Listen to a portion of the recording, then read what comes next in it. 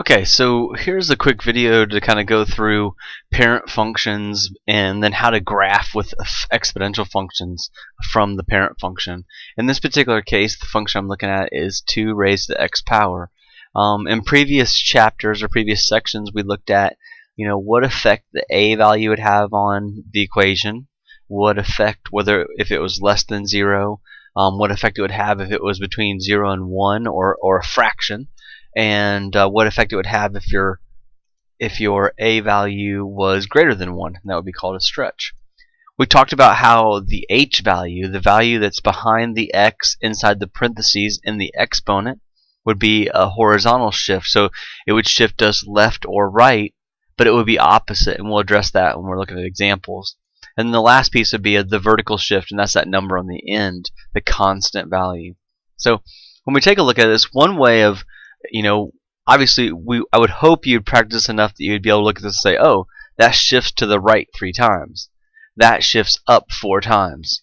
Let's see, that is a reflection over the x-axis because the a value is negative. Oh, that's a reflection over the y-axis.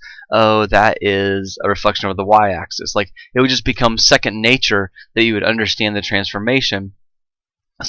But in the meantime, what I want you to be able to realize is that we can use our graphing calculator to establish what we have. So we start this guy off and we put in our parent function. So we type in 2 raised to the x power. So remember, this guy right here, this is called our parent because there's no transformation. There's nothing added onto the exponent. There's no constant on the end. There's no coefficient in the front that's at a value. Then we come on down to the next one. And we type in, well, in this case here, we wanted to graph 2 raised to the x minus 3. So 2 caret x minus 3. Alright, so now I've got that plugged in. I like to do a sequence of, and you've seen when I do other graphs throughout the semester, I like to hit zoom the first time I touch my calculator in a while and go to number 6. That gives me a 10 by 10 window. So when I hit graph, there's my parent, and there's my transformation. Now, it is slightly difficult to see what's going on there as far as like how much is being moved, but obviously I hope what you can see is that it has definitely moved to the right. And then from that statement right there, we can see that it moved to the right 3 times. So it's a transformation to the right 3 times. Now that goes back to this statement right here talking about the opposite. Well, that says minus 3, but we really moved it plus 3. So it has a lot to do with this, just very briefly, that if we have x minus 3 as a factor, we set it equal to 0. That means we have x minus 3 equals 0, so x is equal to positive 3. So it has a lot to do with that transformation because it's treated kind of like a factored value. You're trying to establish what is going to make this entire value equal 0, and that's why it's opposite. On the next one, based upon what we see right here, this should be a shift up 4 times. So let's go back to our y equals. Let's leave our parent function in. And now let's do 2 raised to the x plus 4. So when we hit graph, we'll see our parent function come first. And then we'll see our new function. Now in this one, we actually can see a little bit better. Like if I move this over here, we can actually see that this guy crosses at positive 1 right there, and then crosses right up here at positive 5. So you can actually count that out and see the difference of 4. So it's kind of nice, but we can see the correlation that it's up, and it's up how many times? Up 4. Alright, see the next one?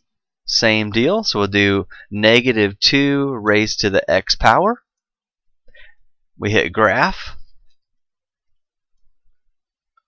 And we can see our parent, and then we can see our transformation. So because essentially what we think of this guy is, it's like saying negative 1 times 2 to the x. And just take my word for that. I mean, that's not the best way to say things, but take my word that that's how it is. This is the mathematical interpretation of what this really means. And so that means that your leading coefficient is less than 1. And if it's less than 1, you have a reflection over the x-axis. So this is a reflect over the x axis. Alright, do the next one. So we hit 2 raised to the negative x power. We hit graph. Now I don't really have this one in my rules here, but you can kind of demonstrate it for yourself and see that the second one is coming down. That means I'm reflected over the y-axis.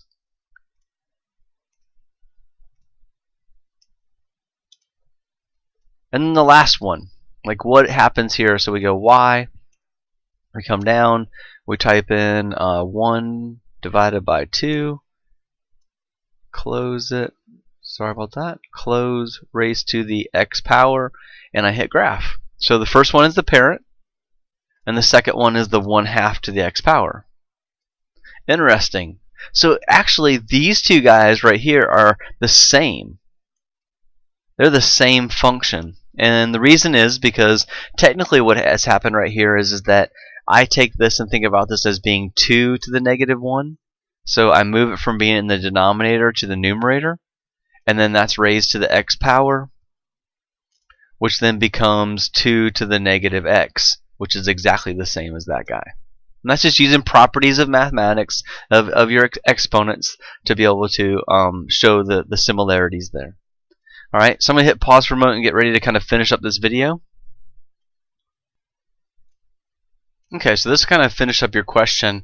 So now the question is, well, how would I graph this? Like, how would I take this equation and graph it onto this now that I know that it should be shifted down 4 times?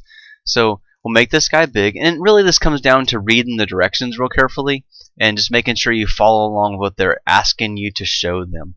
Let me get this out of the way there. Okay, so let's go to y equals clear and clear.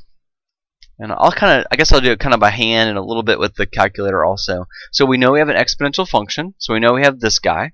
So we click on the tool, and now it says click the graph to plot the curve. So I just click the graph. You notice at this point, it basically gives me the parent function. That is my parent function. But when I did that, you'll notice that it gave me these little bars over here.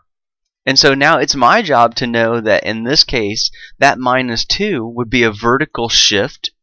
It would shift me down 2 times. So I come here, I grab this little slide right here, and I shift it down 2 times. I press save, I press check, and it brings me up and tells me good job. So if I take a look at another one, let me see what's next. Oops.